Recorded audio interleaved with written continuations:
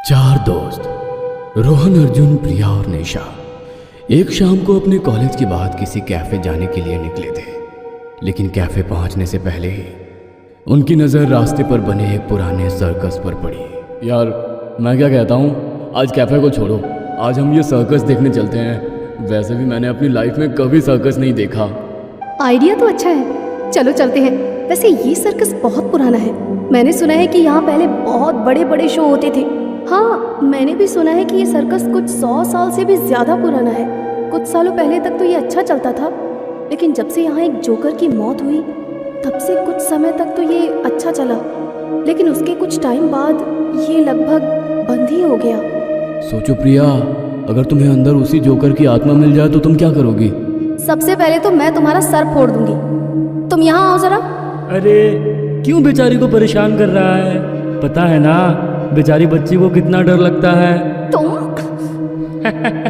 अच्छा बस चलो अंदर चलते हैं, शो शुरू होने वाला है। टिकट लेकर वो चारों अंदर चले गए। लेकिन जैसे ही वे अंदर गए उन्होंने एक अजीब सी आवाज सुनी। यह आवाज सर्कस के पीछे से आ रही थी। ये कैसी आवाज है? अरे छोड़ो ना, होगा कुछ, हम शो देखते हैं। ये आवाज शायद सर्कस के कर्मचारियों की होगी। वो चारों अंदर जाकर अपनी सीटों पर बैठ गए। सर्कस में बहुत सारे लोग थे और शो अच्छी तरह से चल रहा था। जग्गू जोकर अपने हास्यमय अभिनय से सभी को हंसा रहा था। कितना मजेदार है ये जग्गू जोकर ना दिखने में बिल्कुल तुम्हारे बॉयफ्रेंड जैसा है। हाँ हाँ हाँ, वेरी फनी। हो गया तुम लोगों का? तभी अचानक से लाइट्स बंद हो गई। सभी लोग डर कर शोर मचाने लगे। तभी अर्जुन ने प्रिया को डराने के लिए अंधेरे में उसके कंधे पर अपना हाथ रख दिया। कौन है? भूत? भूत? भूत? बेशरम कहीं के। तुम्हें पता है ना मुझे अंधेरे में कितना डर लगता है। मन तो कर रहा है तुम्हें यहीं से धक्का दे दूं। तभी थोड़ी देर बाद लाइट्स आ गई। लेकिन अब सर्कस का नजारा कुछ अजीब था। सर्कस में अब वे चारों ही बचे थे, बाकी ऑडियंस कहीं नहीं थी। ना जाने उन्हें जमीन निगल गई थी या आसमान खा गया था। अरे ये बाकी सब लोग कहाँ गए? जग्गू जोकर अभी भी मंच पर खड़ा था, लेकिन उसका चेहरा अब बदल गया था। उसका चेहरा एक मुर्दा की तरह सफेद पड़ चुका था। उसने अपनी डरावनी आवाज में कहा, अब शो का असली हिस्सा शुरू होगा। ये सब क्या हो रहा है यार? ये हमें डराने के लिए तुम लोगों का कोई प्लान तो नहीं है ना? देखो, अगर ऐसा है ना तो प्लीज बंद करो इसे। मुझे बहुत डर लग रहा है, प्लीज।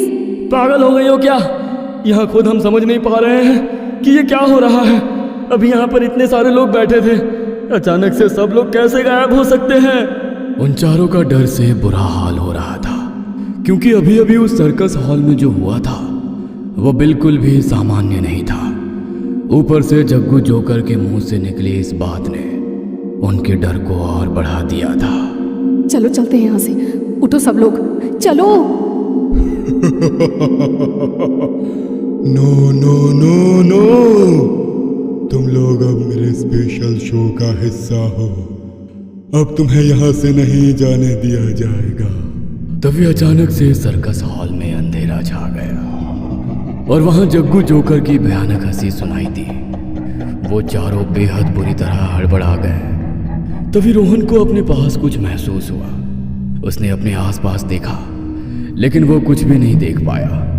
तभी अचानक से उसकी गर्दन पर एक ठंडी सांस महसूस हुई। वो पीछे मुड़ा। जग्गू जोकर उसके चेहरे के सामने था। उसकी आंखें लाल और भयानक लग रही थी। डर के मारे उसके मुंह से शब्द भी नहीं निकल पा रहे थे। रोहन को लगा कि वो जोकर के वेश में किसी भयानक आत्मा को देख रहा है। तभी अचानक से सर्कस में एक भयानक आवाज गूंजी। वो चीख कुछ अजीब थी, जैसे कोई चीखते हुए किसी से अपनी जिंदगी की भीख मांग रहा हो।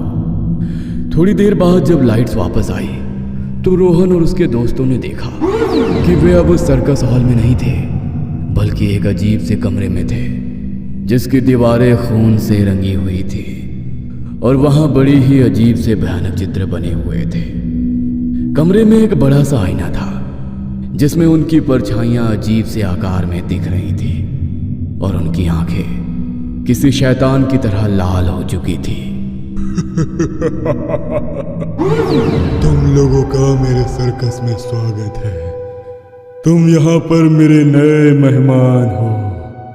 हमें जाने दो, हमें किसी सर्कस में नहीं आना, प्लीज जाने दो हमें। नो नो नो, यहाँ से निकलने का कोई रास्ता नहीं है। तुम अब मेरे खेल का हिस्सा हो। चलो आओ, खेलो मेरे साथ।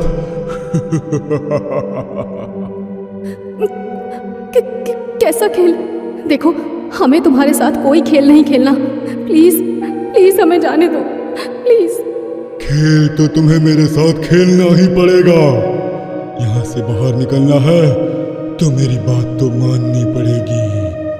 देखो, हम तुम्हारे साथ कोई खेल नहीं खेलना चाहते। एक तो पता नहीं हमारे साथ क्या हो रहा है। हमें जाने दो प्लीज।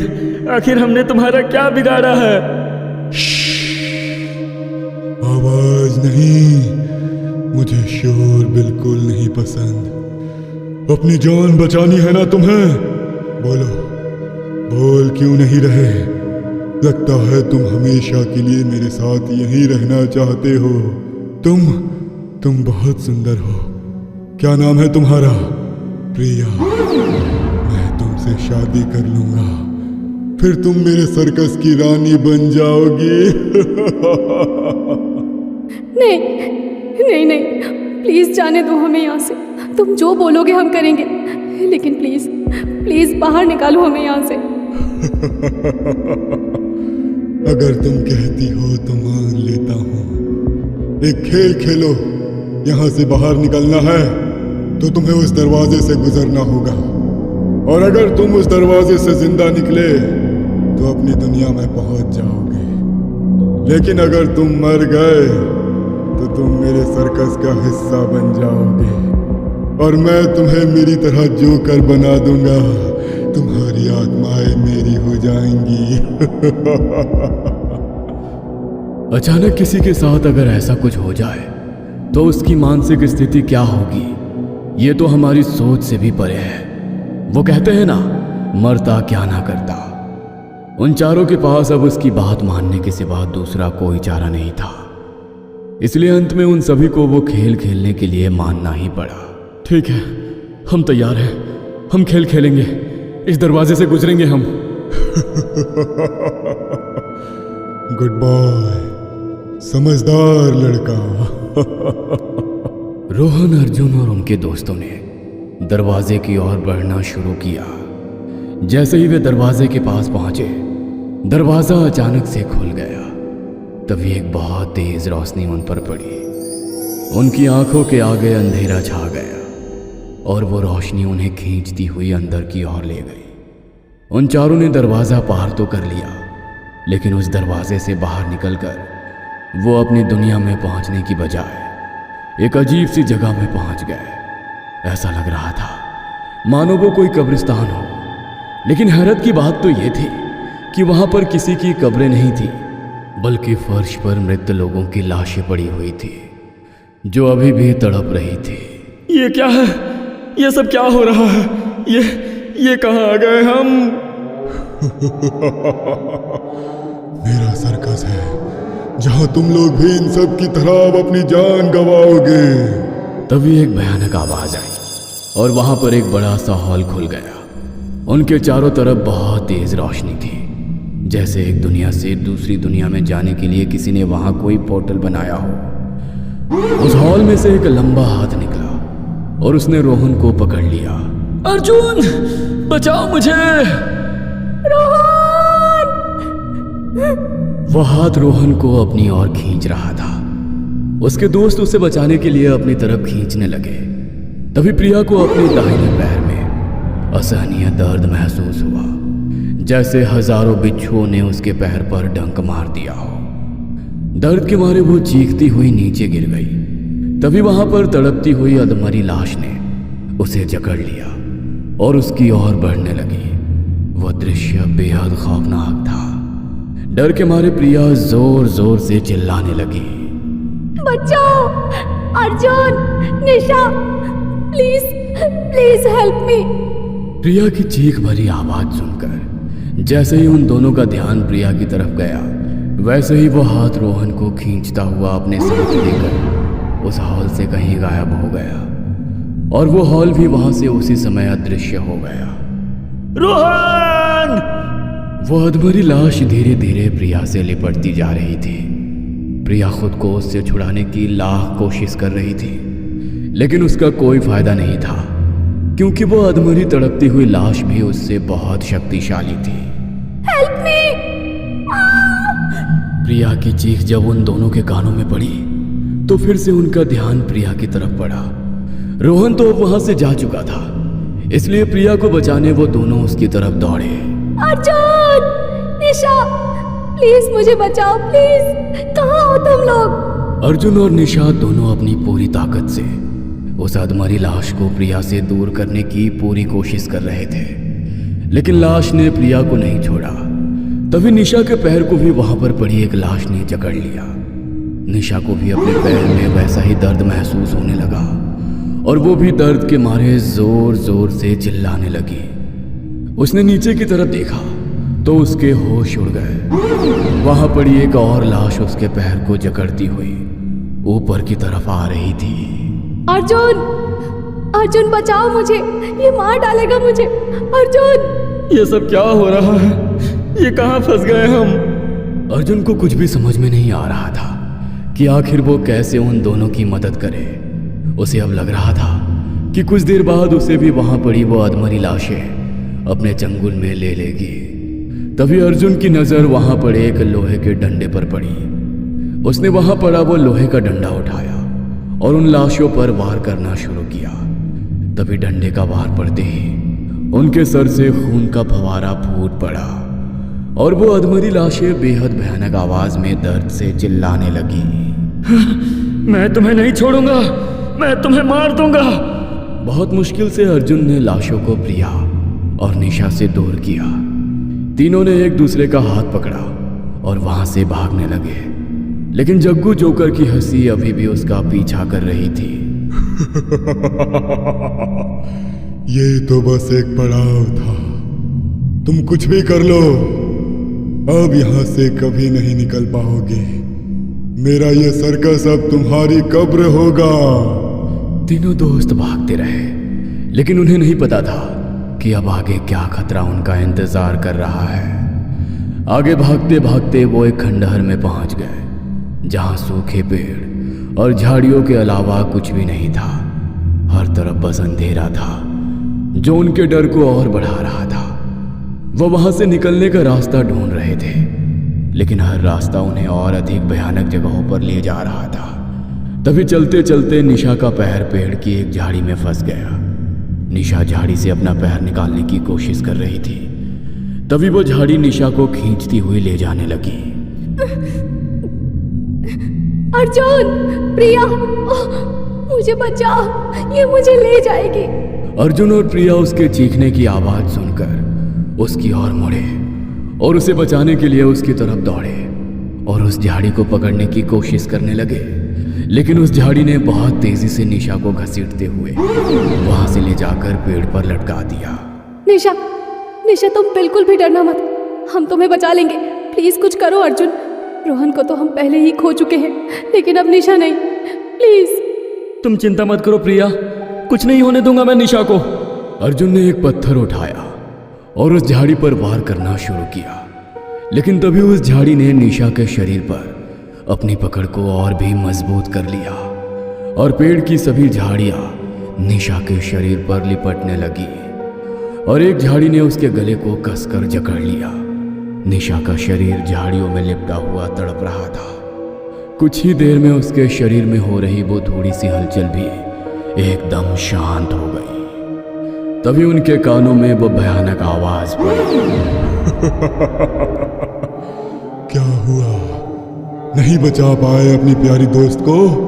बहुत याद आ रही है ना उसकी? कोई बात नहीं, थोड़ी देर बाद मैं तुम्हें भी उसी के पास भेज दूंगा। तुम्हें छोड़ूंगा नहीं मैं, तुम्हारी वजह से हमारे 2 दोस्त मारे गए। मैं तो डर गया। अगर तुमने मुझे मार दिया तो मेरा क्या होगा? उठो अर्जुन, हमें यहाँ से निकलने का रास्ता ढूंढना होगा। प्लीज उठो प्लीज, हम इस तरह हिम्मत नहीं हार सकते, प्लीज। तुम लोग मुझे बहुत मजा दे रहे हो। तुम्हारी मौत मेरे लिए एक अच्छा शो होगा। अब उन दोनों को तो मैंने मार डाला, अब एक एक करके तुम दोनों की बारी है। तुम बताओ, मैं तुम्हें अलग अलग मारूं या एक साथ ही मार देता हूं? इसकी बातें मत सुनो अर्जुन और भागो यहाँ से। अर्जुन और प्रिया ने निशा की लाश को छोड़कर वहां से भागने का फैसला किया। वे जानते थे कि अगर वे वहां रुके तो वे भी निशा और रोहन की तरह मारे जाएंगे। अरे अरे अरे, तुम लोग फिर से भागने की कोशिश कर रहे हो? तुम्हें किसने कहा कि तुम्हें मुझसे भागना है? मैंने तो तुम्हें खेल खेलने को कहा था, लेकिन तुम हो कि बस मुझसे दूर भागे जा रहे हो। देखो, खेल का अगला पड़ाव तुम्हारे सामने है, एक दुनिया से दूसरी दुनिया का पोर्टल। अर्जुन और प्रिया ने अपने सामने देखा तो उस वीरान खंडहर से वो एक सुनसान अपार्टमेंट में पहुंच चुके थे। उनके सामने ही एक लिफ्ट खड़ी थी। लिफ्ट के दरवाजे अपने आप खुल गए और जग्गू जोकर ने उन्हें अंदर बुलाया। आओ, तुम लोग मेरे साथ चलो। तुम्हें अपनी जान बचानी है तो मेरे खेल का अगला पड़ाव खेलो।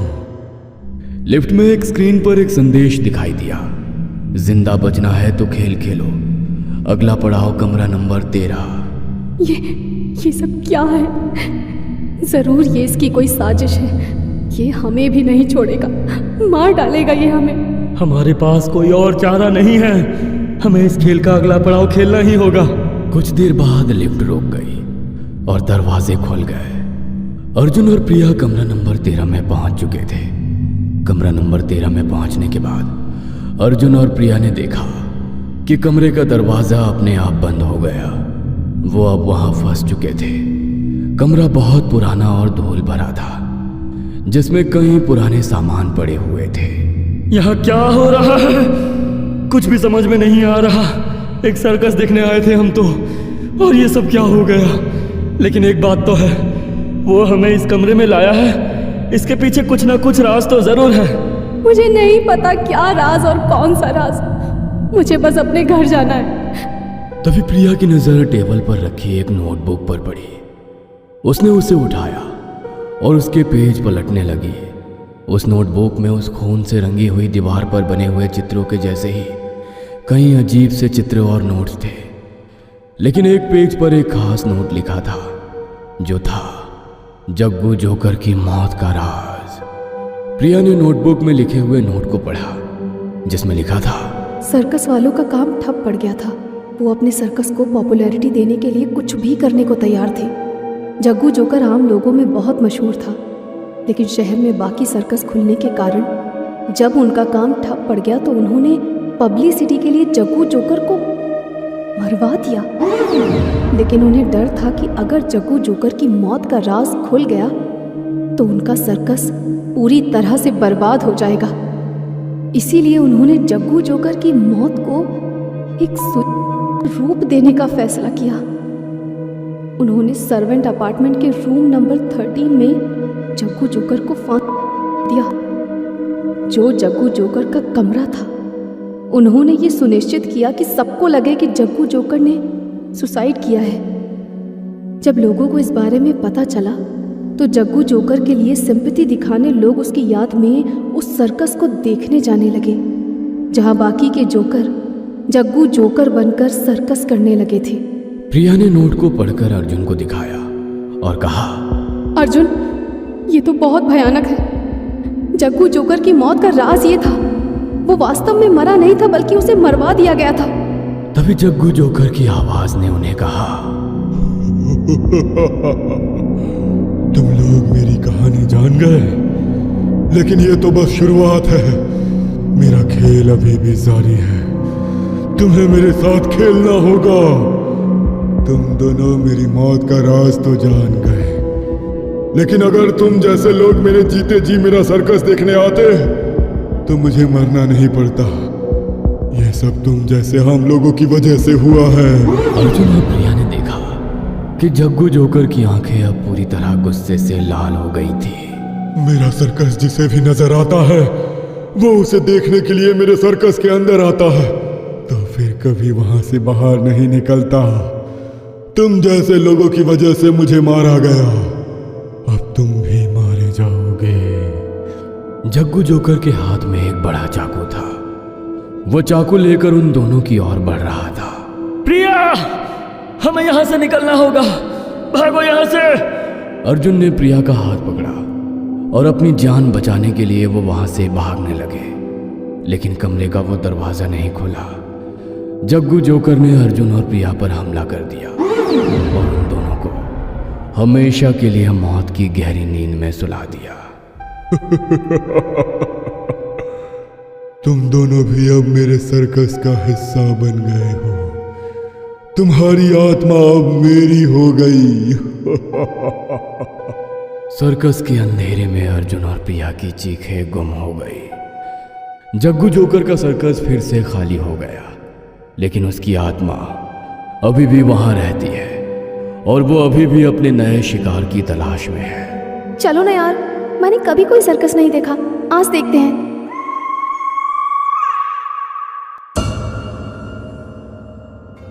ये कहानी आपको अच्छी लगी हो तो हमें सब्सक्राइब करें, हमारा इंस्टाग्राम और फेसबुक पेज जरूर फॉलो करें। और हाँ दोस्तों, सब्सक्राइब करना भूलना मत।